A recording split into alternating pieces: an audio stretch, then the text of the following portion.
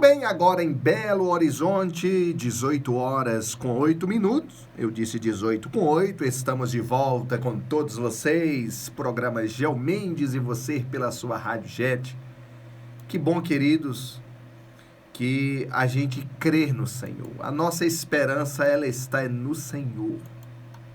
A nossa esperança, ela não está em homens. A nossa esperança, ela não está em sistema. A nossa esperança, ela está no Senhor. Por isso que nós recorremos à Bíblia Sagrada, por isso que nós recorremos à Palavra de Deus, sim. Porque a gente, quando recorre à Palavra de Deus, a gente sabe que temos uma segurança. Porque quando recorremos às Escrituras Sagradas, nós sabemos que é o mestre que está falando. Por exemplo, olha o que a minha Bíblia diz.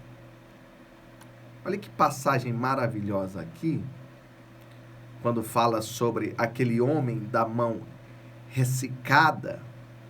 Diz assim o texto.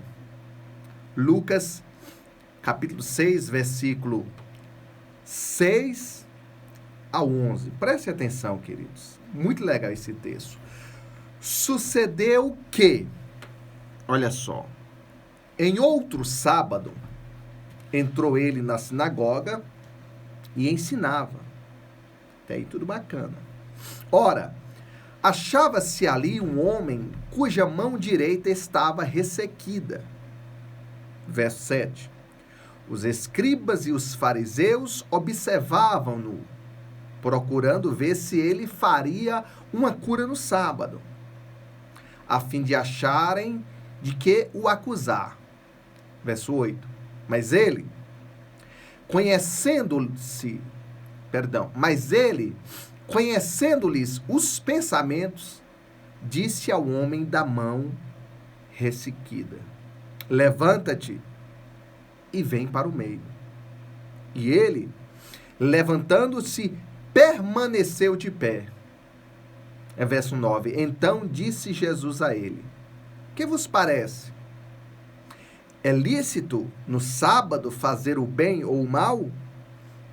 Salvar a vida ou deixá-la padecer? Verso 10. Aleluia. E findando todos ao redor, disse ao homem: estende a mão. Glória a Deus. Estende a mão. E ele assim o fez. E a mão lhe foi restaurada. Aleluia. Mas, verso 11, mas, sempre tem um mas, né? Quando Deus faz alguma coisa. Mas, eles se encheram de furor. Ô, meu irmão, é normal o diabo se levantar depois de uma vitória, viu? Já vou te adiantando isso. Mas eles se encheram de furor e discutiam entre si quanto que fariam a Jesus, planejando o que fazer para pegar Jesus em contradição. Interessante o verso 6 que destaca: ora, achava-se ali um homem cuja mão direita estava ressequida. Agora, interessante, né? Achava-se ali um homem.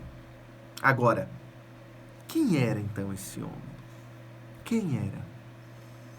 Quanto tempo ele estava ali?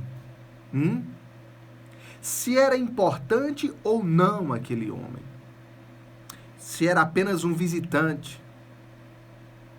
Olha que coisa, um homem sem expressão diante da sociedade. Existem pessoas, queridos, que conseguem ficar no meio do povo de Deus, escondido por muito tempo e até anos. Guarde isso. Existem pessoas que conseguem ficar escondido no meio do povo de Deus por muito tempo e até anos. participando de tudo, ativamente nas atividades de oração, de evangelismo, de comunhão, de batalha espiritual, de acampamento, de célula, trabalha no infantil, no diaconato, no louvor, enfim, participa de tudo. Eu conheci já várias pessoas que só quando veio o escândalo é que apareceram e descobriram quem eram de fato essas pessoas. Existe, por exemplo, 3 tipos de morte. A doente para a morte, a pessoa que está doente para a morte. Existe a que está morrendo e existe o morto já. O verso 6 diz assim, cuja mão direita estava ressequida, ou seja, estava sem vida, não tinha funcionalidade, não funcionava a mão daquele homem, sem movimentos. Também a mão estava gelada. Normalmente, queridos, preste atenção a isso, normalmente, quando não queremos tratamento, a princípio, os motivos sempre são os mesmos, tá? Sempre são os mesmos. O orgulho, a soberba, a arrogância, a altivez, o egoísmo. Como também as técnicas que usamos para não descobrirem ou para encobrir também são as mesmas. A gente sempre, quando não quer ser tratado, usa as mesmas técnicas para esconder. Usamos uma luva para esconder ou despistar. Nunca tocamos no assunto para não desconfiarem. Se alguém tocar no assunto, não falamos nada a respeito. Sempre as mesmas técnicas. Evitamos algumas pessoas que nos confrontam naquela área. Escolhemos alguns irmãos que falam a mesma doença. Doente com doente se identifica, né? Geralmente a gente escolhemos alguns irmãos que falam da mesma doença. Saímos de ministério de alguma forma, porque aquilo que a gente está fazendo, de certa forma, está nos expondo. Está expondo a nossa fraqueza, expondo a nossa doença espiritual. Isso acaba nos expondo. Começamos a ir aos cultos, mas já não com a mesma frequência. Viramos um fugitivo espiritual, vigiando tudo e todos que possam descobrir ou desconfiar da nossa doença espiritual. Mas interessante que aquela doença continua doendo ou morrendo dia após dia. Precisamos de cuidado, irmãos. Precisamos ser tratados por Deus. Porque nenhuma dessas estratégias ou técnicas irão trazer a cura, irão trazer a vida de volta. Observe quem está morrendo espiritualmente, até nós mesmos, não é hora de ficar acusando, apontando ninguém, não. É hora de olharmos para nós mesmos. Sabe? É hora de a gente observar e buscar trazer a cura, a vida de volta naquelas pessoas onde estão morrendo devagarinho, onde estão aos poucos se esvaindo com enfermidade espiritual. Às vezes a gente acha que a doença é só física. A mão está ressequida só fisicamente, mas espiritualmente a gente pode estar convivendo, ou a gente mesmo pode estar sendo um homem como esse, com a mão ressequida. Sabe por quê? Porque aquilo que está morto precisa de vida e de luz, e não do oculto, irmãos. Precisamos ser tratados. Aquilo que está escondido não pode ser tratado de uma forma sem que haja uma exposição para alguém capaz de ajudar. Porque isso só massageia o nosso ego, passa a mão no nosso pecado. Isso é uma fisioterapia para o nosso pecado se a gente ficar massageando. Seja o problema no casamento, familiar, namoro, seja qual for a área. Agora, interessante o verso 7 que diz assim, os escribas e os fariseus observavam-no procurando ver se ele faria uma cura no sábado, a fim de acharem de quem o acusar. Os escribas e os fariseus só observavam. Os religiosos, eles sempre existirão e vão existir. Eles sempre existiram e sempre vão existir. Essa galera sempre está de plantão, não é de hoje não, tá? Sempre essa galera, os fariseus, os religiosos, sempre vão existir. Religiosos, eles são ótimos observadores e fiscais. Ficam só de olho. Que é só pegar uma falha. Ajudar que é bom nada. Dizer, ô querido, eu sei que você está passando por uma situação difícil, posso orar por você? Posso te acompanhar? Posso te ajudar? Eu também tenho minhas limitações, minhas falhas, mas eu estou aqui para ajudar. Não, o fariseu, o religioso, ele não faz isso.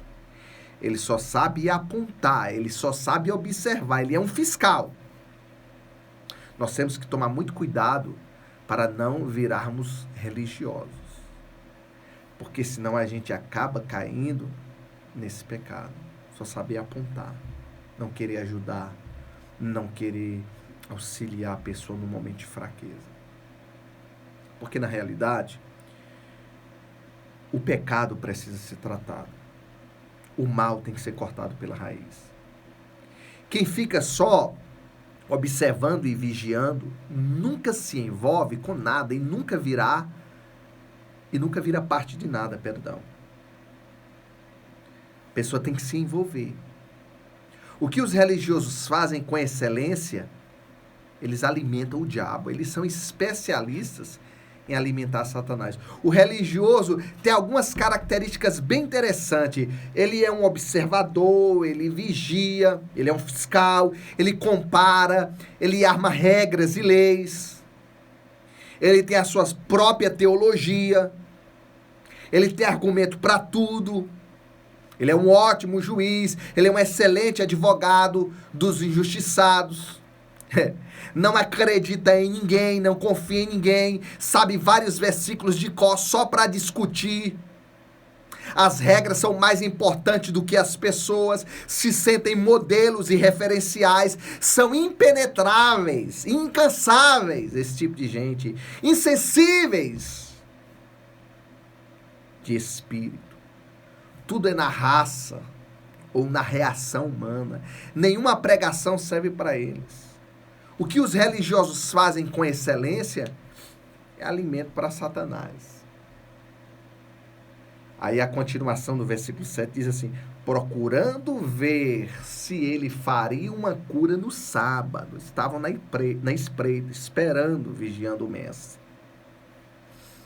Todo religioso, queridos, ele sempre pega um ponto e esquece do resto. O religioso, ele pega um pontinho assim da folha, ó. Ó, vou fazer um pinguinho aqui nessa folha branca. Aqui, ó. O religioso só vê o pontinho aqui, ó. Esquece do resto que está em branco. Ele é sempre assim. Uma fofoquinha com instinto de novo. O religioso gosta muito de regras e de leis. Coisa que incomoda muitos religiosos são liberdade, perdão, misericórdia e graça. Quer deixar um religioso endemoniado? Quer fazer um religioso virar, rodar a baiana, como diz por aí? Fale de liberdade, fale de perdão, de misericórdia e de graça. Ele vai ficar doido. Porque o religioso, ele não entende o que é graça. O religioso, ele não entende o que é misericórdia. O religioso não sabe o que é liberdade. Ele vive preso. Falar de perdão para um religioso é matar ele. Eles só sabem acusar, criticar. Verso 7 continua dizendo: a fim de acharem de quem o acusar.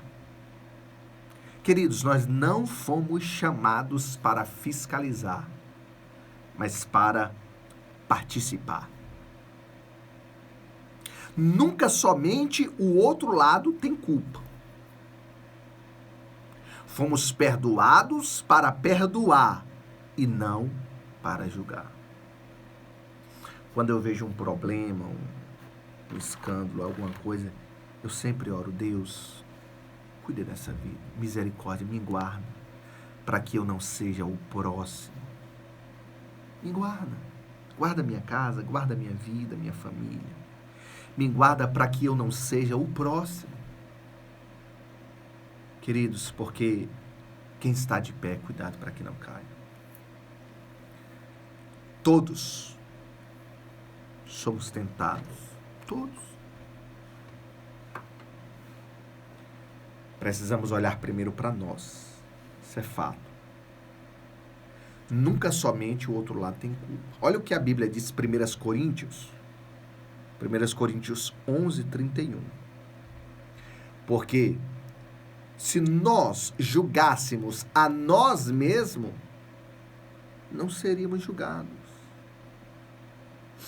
Se nós avaliássemos a nós mesmos, não seríamos julgados, queridos.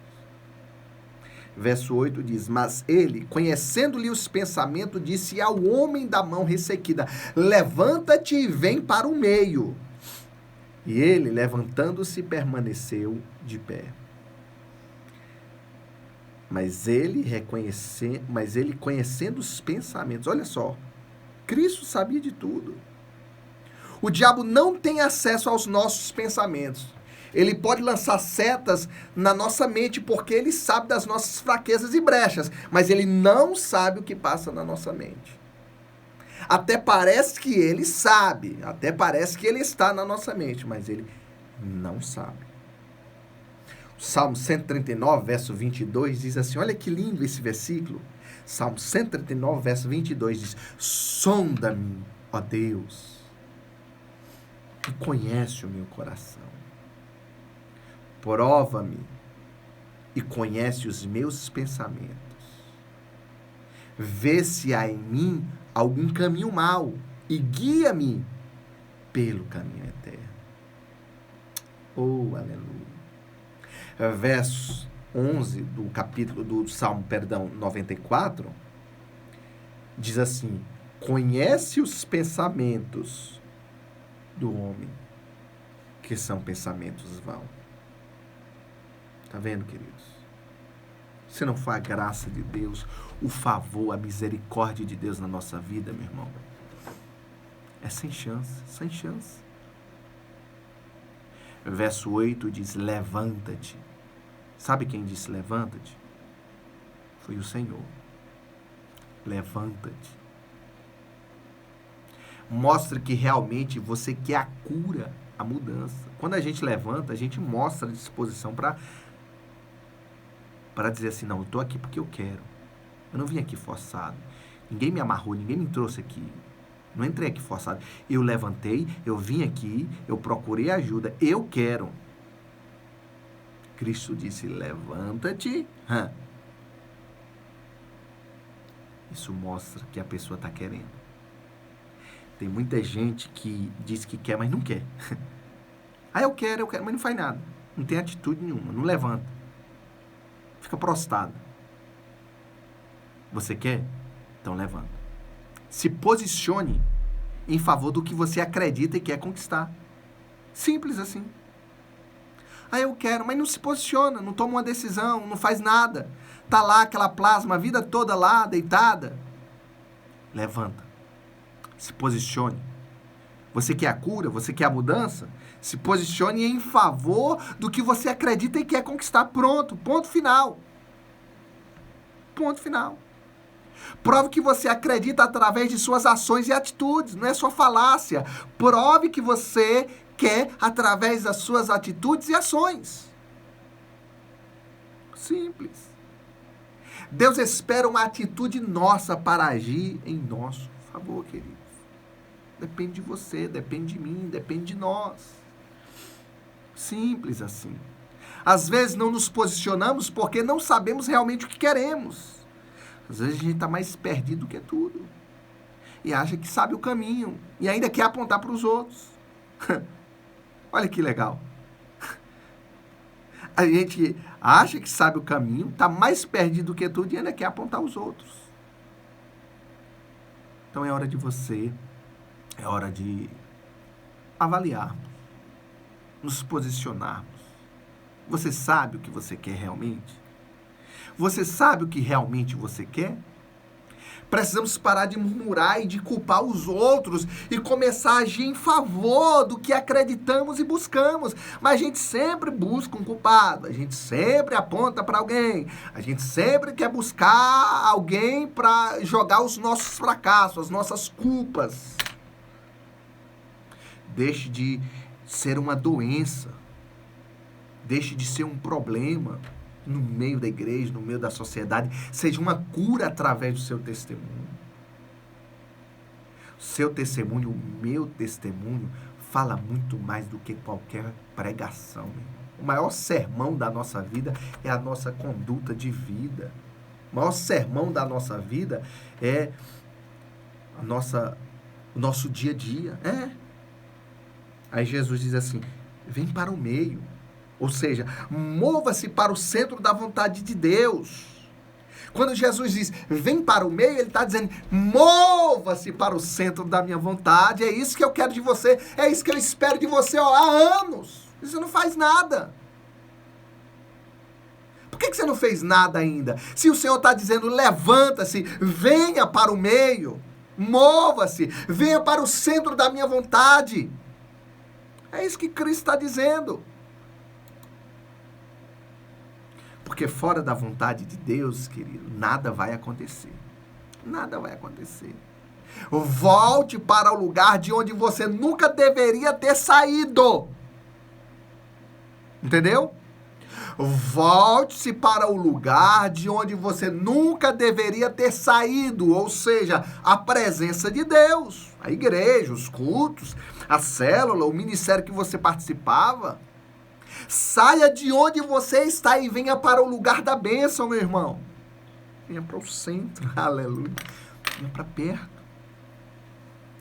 Sempre fuja do pecado, mas nunca da vontade do Senhor. Fuja do pecado e nunca da vontade do Senhor. E ele, levantando-se, permaneceu de pé. Queridos, somente acontecerá mudanças onde existe perseverança. Só. Você perseverar. Se você perseverar, você verá a mudança de Deus na tua vida. Isso é fato.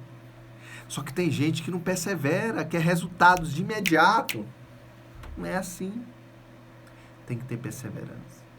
Porque a perseverança é também fruto de obediência, sabia? Você não é derrotado quando perde, e sim quando desiste. Você não é derrotado quando perde, e sim quando desiste. Não é hora de desistir, meu irmão. É hora de se levantar e vir para o centro. É hora de se levantar e vir para a presença de Deus. A marca do vencedor é nunca desistir. Verso 10. E, findando todos ao redor, disse ao homem, estende a mão. E ele assim o fez. E a mão lhe foi restaurada. Faça isso no ato profético. Estenda a mão aí, ó, em nome de Jesus. Estenda a mão. E ela será restaurada. Que área da sua vida precisa ser restaurada? Que área da sua vida precisa ser restaurada? Estenda a mão. Essa é a nossa parte. Sempre vai ser a nossa parte. É essa, estenda a mão. Tire a pedra. Essa é a nossa parte. Ressuscitar Lázaro é a parte de Jesus. Nunca tente inverter os papéis. Porque força, talvez a gente tenha para tirar a pedra, mas vida só Ele tem para dar, só Jesus. Você pode ter força para tirar a pedra, mas vida só Jesus tem para dar.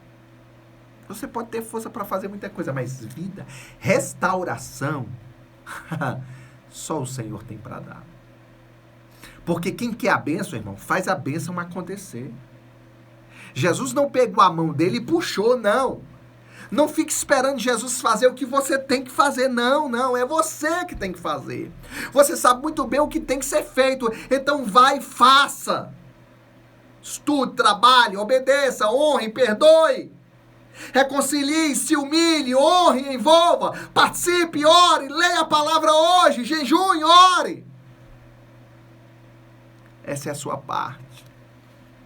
Porque desculpa nunca mudou a vida de ninguém, nunca vai mudar. Nunca. Nunca.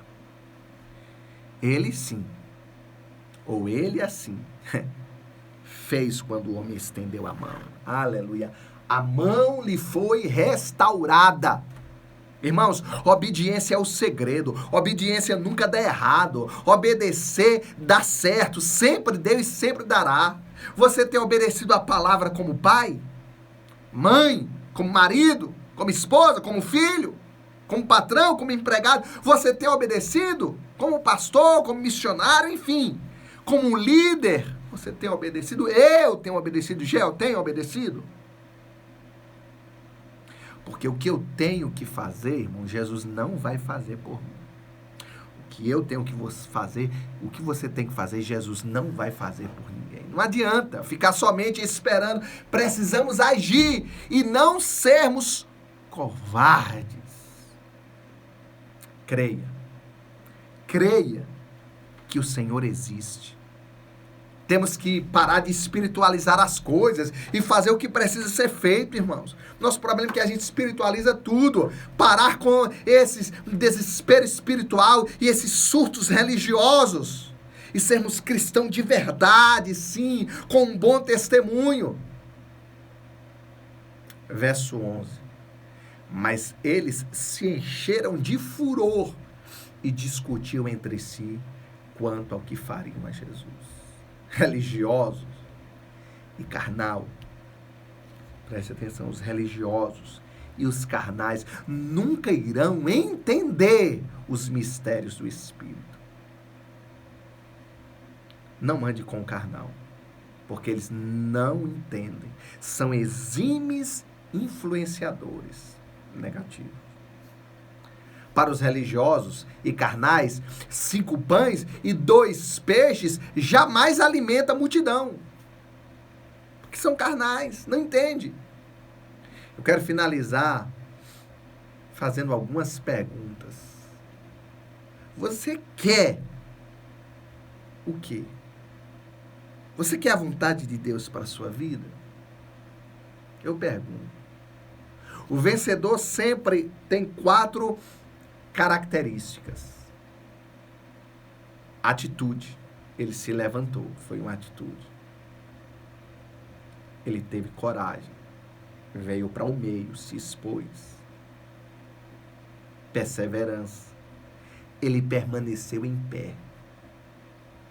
Ele estendeu a mão. Fé. Sair do lugar, irmão, e vir para o altar. Vim para a presença de Deus.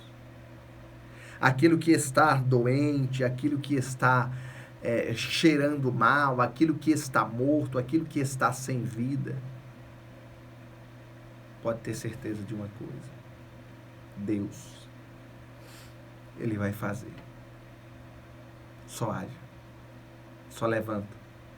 Vem para o meio e estenda a mão. É uma sequência, tá vendo? Tem uma construção o texto.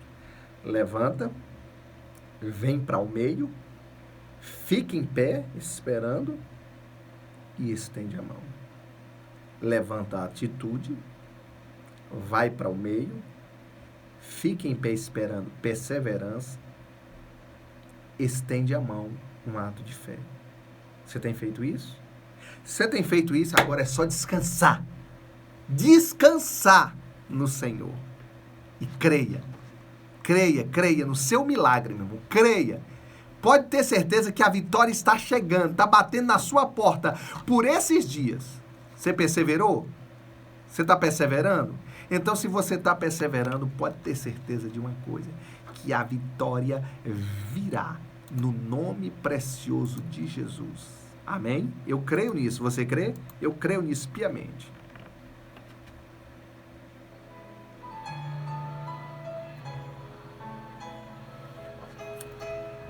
Glória a Deus. Gisele Miranda, Deus abençoe. Ana Clara, Zena, pastora Keila.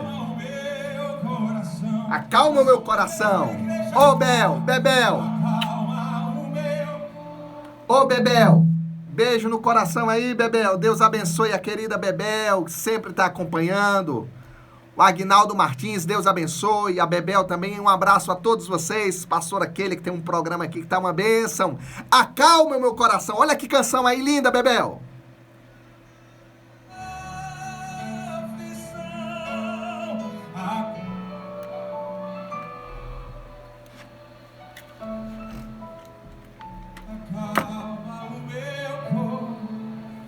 Acalma o meu coração. Acalma o teu coração aí, ó. Só venço este mundo se for em tua presença.